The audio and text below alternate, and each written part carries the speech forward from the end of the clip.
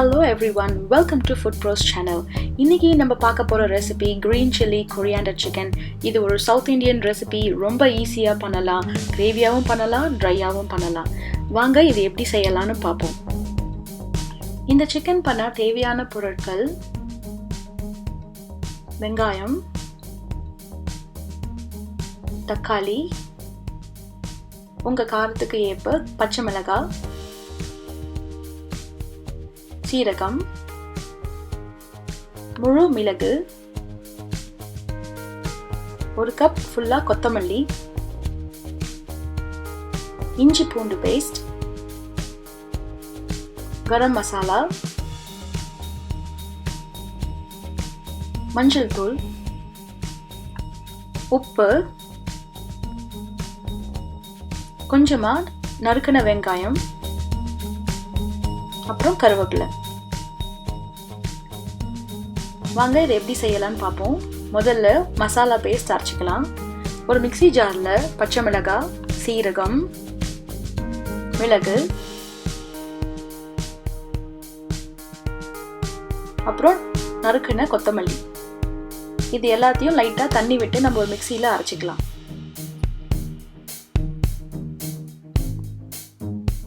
இப்போ ஒரு நான்ஸ்டிக் பேன்ல லைட்டா எண்ணெய் விட்டுக்கலாம்.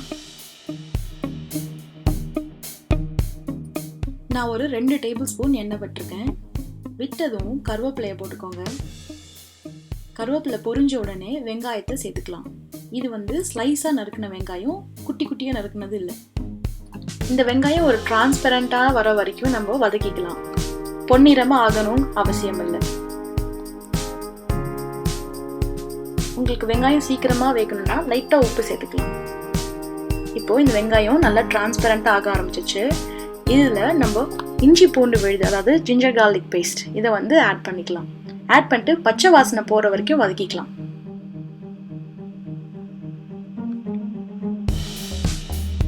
ஒரு 5 நிமிஷம் ஆனதுக்கு அப்புறம் தக்காளி சேர்த்துப்போம். இஞ்சி பூண்டு வாசனை எல்லாம் போயிடுச்சு. தக்காளி நல்லா மேஷ் ஆகுற வரைக்கும் நம்ம வதக்கிப்போம், இல்லாட்டி அங்கங்க தட்டுப்படும்.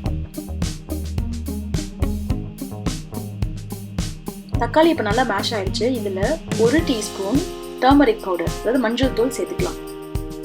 மஞ்சள் தூள் சேர்த்துட்டு நல்லா வதக்கிப்போம், ஏன்னா மஞ்சள் தூள் வாசனையும் பயங்கரமா வரும்.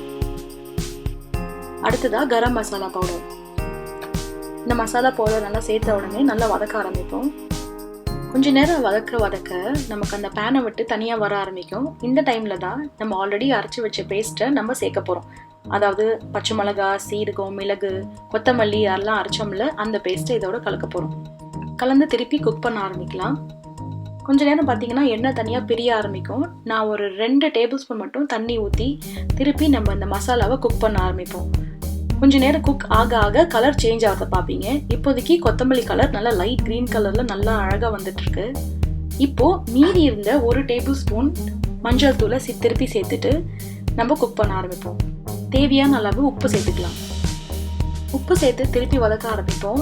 நம்மளோட மசாலா இப்போ நல்லா கலர் மாறிட்டு கொஞ்சம் திக்காக ஆரம்பிச்சிருக்கு, எண்ணெய் விட ஆரம்பிச்சிச்சு. இதுதான் கரெக்டான பதம். இப்போ சிக்கனை ஆட் பண்ணிடலாம். எப்போவுமே சிக்கன் செய்யும் போது மீடியம் டெம்பரேச்சரில் வச்சு குக் பண்ணுங்க. ஹை டெம்பரேச்சரில் வச்சு குக் பண்ணால் சிக்கன் சீக்கிரமாகவே குக் ஆகிடும், ஆனால் அது டேஸ்ட் கொடுக்காது. இப்போ நம்ம ஒரு 1/4 கப் தண்ணி ஆட் பண்ணிக்கலாம். தண்ணி ஆட் பண்ணால் சிக்கன் நல்லா ஈவனாக குக் ஆகும். இப்போவும் மீடியம் ஃப்ளேமில் வச்சு குக் பண்ணலாம். மூடி போட்டு ஒரு 10 மினிட்ஸ் குக் பண்ணுவோம். 10 மினிட்ஸ் ஆயிடுச்சு. இப்போ திறந்து பார்க்கலாம் நம்ம சிக்கன் எப்படி இருக்குன்னு. ஆவி பறக்க சிக்கன் ரெடி ஆகுது. இது ஒரு செமி கிரேவி கன்சிஸ்டன்சியில் இருக்கு. உங்களுக்கு இதுவே சப்பாத்திக்கோ இல்லை பரோட்டாக்கோ வேணும்னா இந்த ஸ்டேஜ்லேயே நிறுத்திக்கோங்க. நம்ம கொஞ்சம் ட்ரையாக பண்ண போகிறதுனால இன்னும் ஒரு 2 நிமிஷம் கொதிக்க விடுவோம். நான் எப்போவுமே சிக்கன் ரெசிபீஸ் பண்ணால் மீடியம் ஃப்ளேமில் தான் குக் பண்ணுவேன். அப்போ தான் இந்த ஃப்ளேவர் நல்லா என்ஹான்ஸ் ஆகும்.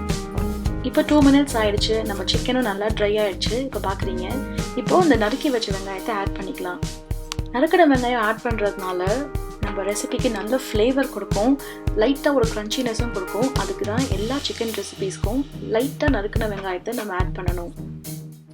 கடைசியாக நான் 1 டேபிள் ஸ்பூன் நெய் ஆட் பண்ணுறேன். நெய் ஆட் பண்ணுறதுனால நல்ல ஒரு ஃப்ளேவர் தரும், கிறிஸ்பாகவும் இருக்கும் நம்மளோட ரோஸ்ட் சிக்கன். அவ்வளோதான், நம்மளோட green chilli coriander chicken ready ஆயிடுச்சு.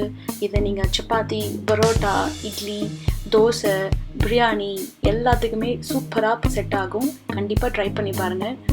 இந்த வீடியோ உங்களுக்கு பிடிச்சிருந்ததுன்னா ஃபுட் ப்ரோஸ் சேனலுக்கு சப்ஸ்கிரைப் பண்ணுங்கள், லைக் பண்ணுங்கள், கமெண்ட் பண்ணுங்கள், உங்கள் ஃப்ரெண்ட்ஸ் எல்லாருக்கும் ஷேர் பண்ணுங்கள். சீக்கிரமாக உங்களை இன்னொரு வீடியோவில் பார்க்குறேன். Until then, bye from Archana. Take care everyone. See you soon.